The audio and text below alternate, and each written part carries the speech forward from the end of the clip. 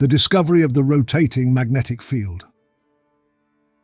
At the age of 10, I entered the Real Gymnasium, which was a new and fairly well-equipped institution. In the Department of Physics were various models of classical scientific apparatus, electrical and mechanical. The demonstrations and experiments performed from time to time by the instructors fascinated me and were undoubtedly a powerful incentive to invention. I was also passionately fond of mathematical studies and often won the professors' praise for rapid calculation.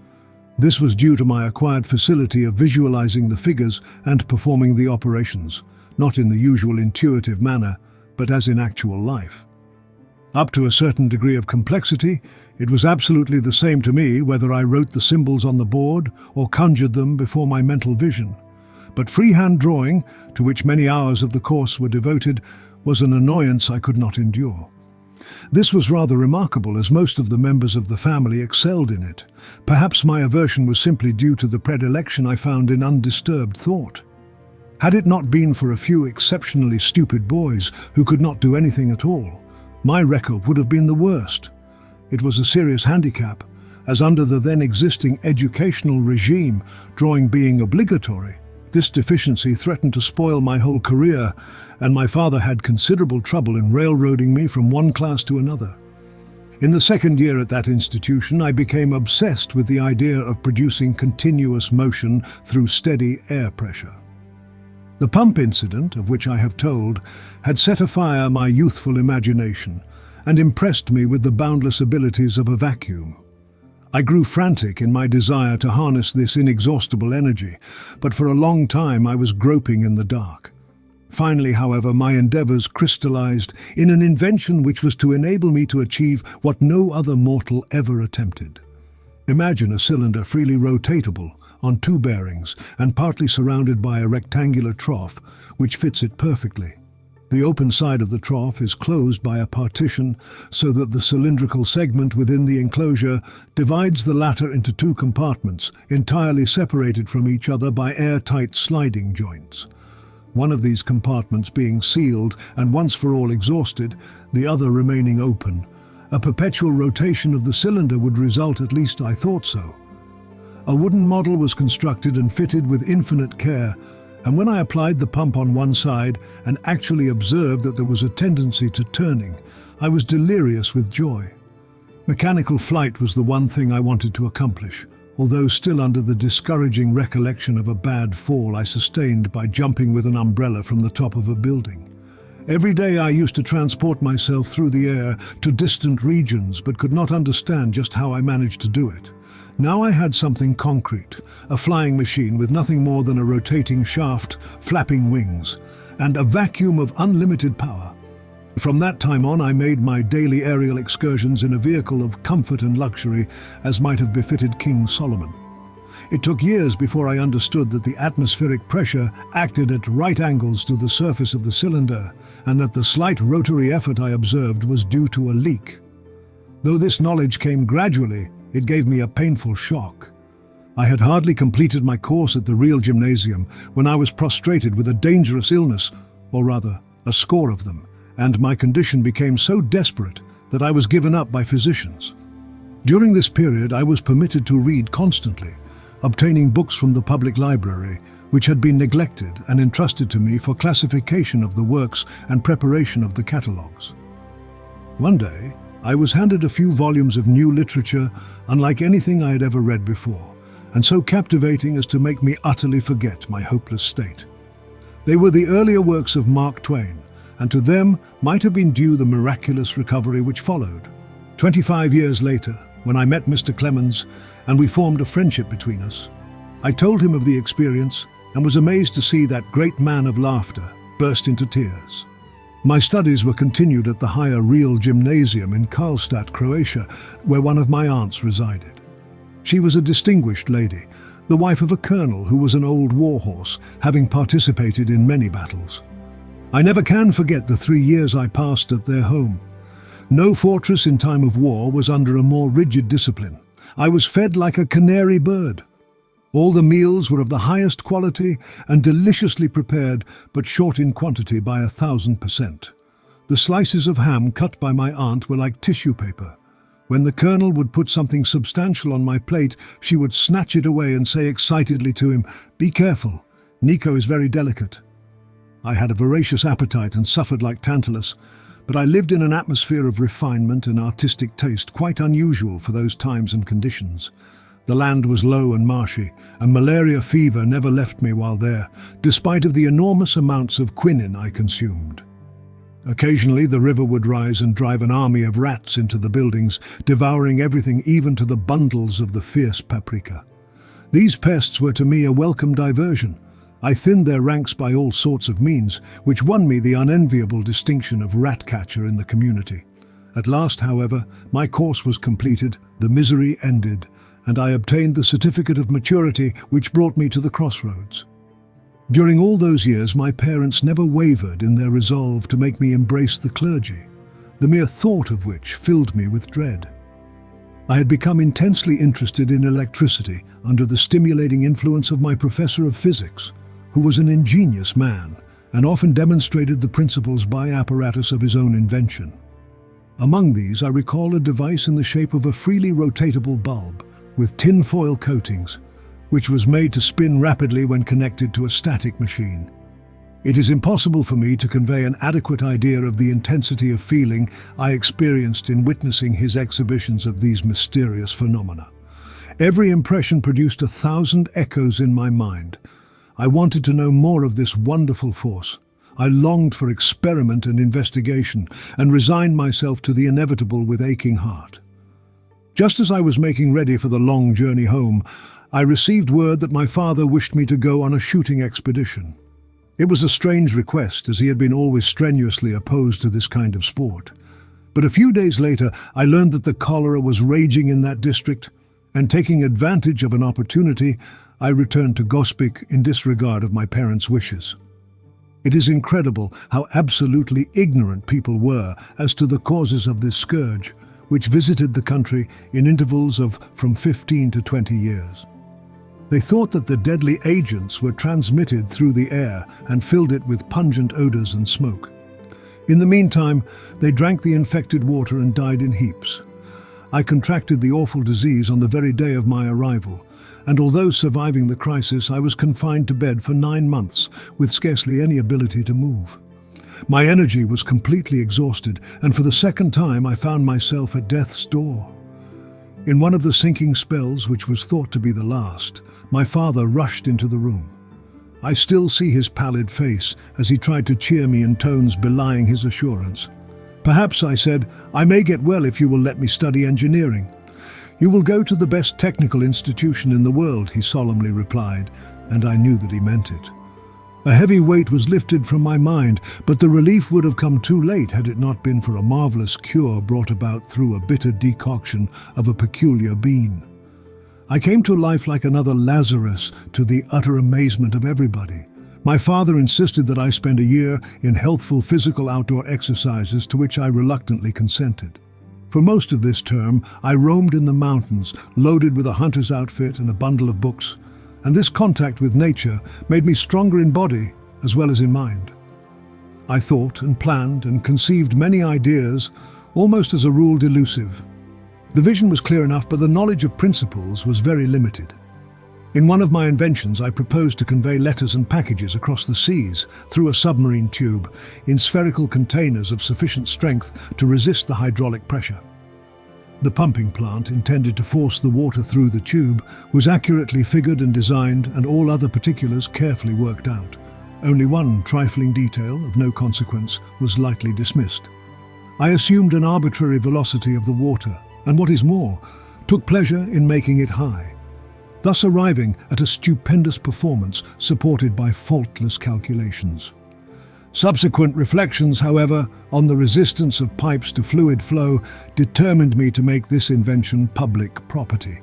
Another one of my projects was to construct a ring around the equator, which would, of course, float freely and could be arrested in its spinning motion by reactionary forces, thus enabling travel at a rate of about 1,000 miles an hour, impracticable by rail.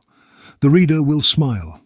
The plan was difficult of execution, I will admit, but not nearly so bad as that of a well-known New York professor, who wanted to pump the air from the torrid to the temperate zones, entirely forgetful of the fact that the Lord had provided a gigantic machine for this very purpose. Still another scheme, far more important and attractive, was to derive power from the rotational energy of terrestrial bodies.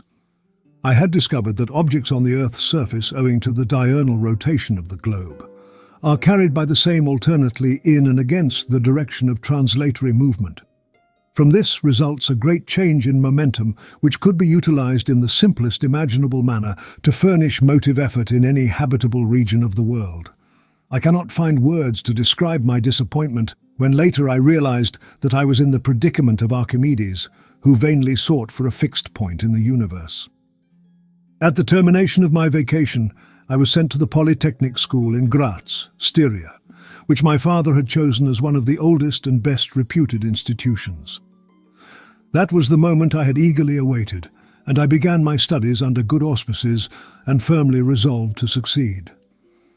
My previous training was above the average, due to my father's teaching and opportunities afforded. I had acquired the knowledge of a number of languages and waded through the books of several libraries, picking up information more or less useful. Then again, for the first time I could choose my subjects as I liked, and freehand drawing was to bother me no more. I'd made up my mind to give my parents a surprise, and during the whole first year I regularly started my work at 3 o'clock in the morning and continued until 11 at night, no Sundays or holidays excepted. As most of my fellow students took things easily, naturally enough I eclipsed all records.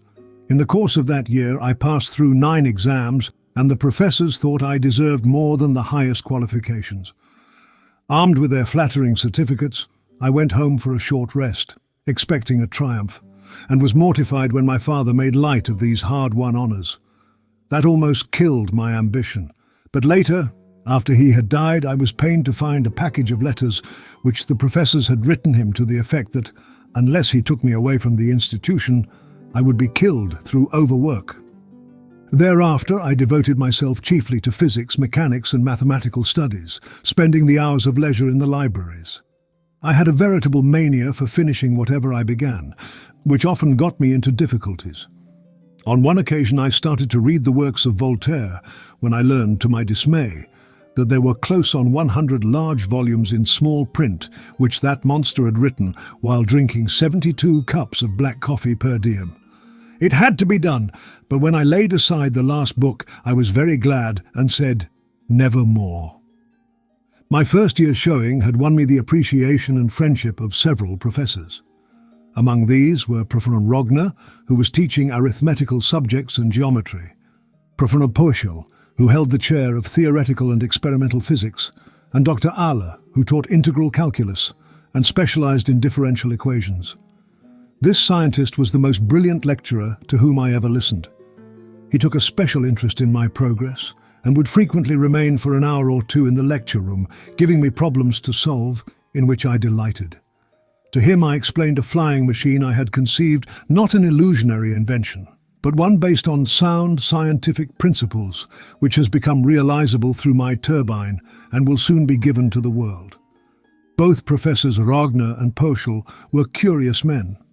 The former had peculiar ways of expressing himself, and whenever he did so there was a riot, followed by a long and embarrassing pause. Professor Poschel was a methodical and thoroughly grounded German. He had enormous feet and hands like the paws of a bear. But all of his experiments were skillfully performed with lock-like precision and without a miss. It was in the second year of my studies that we received a Gramme dynamo from Paris, having the horseshoe form of a laminated field magnet and a wire-wound armature with a commutator. It was connected up and various effects of the currents were shown.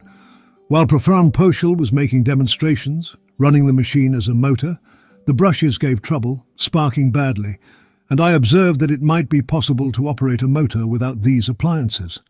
But he declared that it could not be done, and did me the honor of delivering a lecture on the subject, at the conclusion of which he remarked, "Mr. Tesla may accomplish great things, but he certainly never will do this. It would be equivalent to converting a steadily pulling force, like that of gravity, into a rotary effort. It is a perpetual motion scheme, an impossible idea. But instinct is something which transcends knowledge. We have undoubtedly certain finer fibers that enable us to perceive truths when logical deduction, or any other willful effort of the brain, is futile. For a time I wavered, impressed by the professor's authority, but soon became convinced I was right, and undertook the task with all the fire and boundless confidence of youth. I started by first picturing in my mind a direct current machine, running it and following the changing flow of the currents in the armature. Then I would imagine an alternator and investigate the processes taking place in a similar manner. Next, I would visualize systems comprising motors and generators and operate them in various ways. The images I saw were to me perfectly real and tangible. All my remaining term in Graz was passed in intense but fruitless efforts of this kind, and I almost came to the conclusion that the problem was insolvable. In 1880, I went to Prague, Bohemia, carrying out my father's wish to complete my education at the university there. It was in that city that I made a decided advance, which consisted in detaching the commutator from the machine and studying the phenomena in this new aspect, but still without result. In the year following, there was a sudden change in my views of life. I realized that my parents had been making too great sacrifices on my account, and resolved to relieve them of the burden. The wave of the American telephone had just reached the European continent, and the system was to be installed in Budapest, Hungary. It appeared an ideal opportunity, all the more as a friend of our family was at the head of the enterprise. It was here that I suffered the complete breakdown of the nerves to which I have referred. What I experienced during the period of that illness surpasses all belief. My sight and hearing were always extraordinary. I could clearly discern objects in the distance when others saw no trace of them. Several times in my boyhood, I saved the houses of our neighbors from fire by hearing the faint crackling sounds which did not disturb their sleep and calling for help. In 1899, when I was past 40 and carrying on my experiments in Colorado, I could hear very distinctly thunderclaps at a distance of 550 miles. The limit of audition for my young assistants was scarcely more than 150 miles. My ear was thus over 13 times more sensitive. Yet at that time I was, so to speak, stone deaf in comparison with the acuteness of my hearing while under the nervous strain. In Budapest I could hear the ticking of a watch with 3 rooms between me and the timepiece. A fly alighting on a table in the room would cause a dull thud in my ear. A carriage passing at a distance of a few miles fairly shook my whole body. The whistle of a locomotive 20 or 30 miles away made the bench or chair on which I sat vibrate so strongly that the pain was unbearable. The ground under my feet trembled continuously. I had to support my bed on rubber cushions to get any rest at all. The roaring noises from near and far often produced the effect of spoken words, which would have frightened me had I not been able to resolve them into their accidental components. The sun's rays, when periodically intercepted, would cause blows of such force on my brain that they would stun me. I had to summon all my willpower to pass under a bridge or other structure, as I experienced a crushing pressure on the skull. In the dark, I had the sense of a bat, and could detect the presence of an object at a distance of 12 feet by a peculiar creepy sensation on the forehead. My pulse varied from a few to 260 beats, and all the tissues of the body quivered with twitchings and tremors, which was perhaps the hardest to bear. A renowned physician who gave me daily large doses of bromide of potassium pronounced my malady unique and incurable. It is my eternal regret that I was not under the observation of experts in physiology and psychology at that time. I clung desperately to life, but never expected to recover. Can anyone believe that so hopeless a physical wreck could ever be transformed into a man of astonishing strength and tenacity, able to work 38 years almost without a day's interruption and find himself still strong and fresh in body and mind? Such is my case. A powerful desire to live and to continue the work, and the assistance of a devoted friend and athlete accomplished the wonder. My health returned, and with it, the vigor of mind. In attacking the problem again, I almost regretted that the struggle was soon to end. I had so much energy to spare. When I undertook the task, it was not with a resolve such as men often make. With me it was a sacred vow, a question of life and death. I knew that I would perish if I failed. Now I felt that the battle was won. Back in the deep recesses of the brain was the solution, but I could not yet give it outward expression. One afternoon, which is ever present in my recollection, I was enjoying a walk with my friend in the city park and reciting poetry. At that age I knew entire books by heart, word for word. One of these was Goethe's Faust. The sun was just setting and reminded me of the glorious passage. The glow retreats, done is the day of toil. It yonder hastes new fields of life exploring. Ah, that no wing can lift me from the soil. Upon its track to follow soaring, a glorious dream, though now the glories fade. Alas, the wings that lift the mind no aid, of wings to lift the body can bequeath me. As I uttered these inspiring words, the idea came like a flash of lightning, and in an instant the truth was revealed. I drew with a stick on the sand the diagrams shown 6 years later in my address before the American Institute of Electrical Engineers, and my companion understood them perfectly. The images I saw were wonderfully sharp and clear and had the solidity of metal and stone, so much so that I told him, "See my motor here, watch me reverse it." I cannot begin to describe my emotions. Pygmalion, seeing his statue come to life, could not have been more deeply moved. 1,000 secrets of nature which I might have stumbled upon accidentally, I would have given for that one, which I had wrested from her against all odds and at the peril of my existence.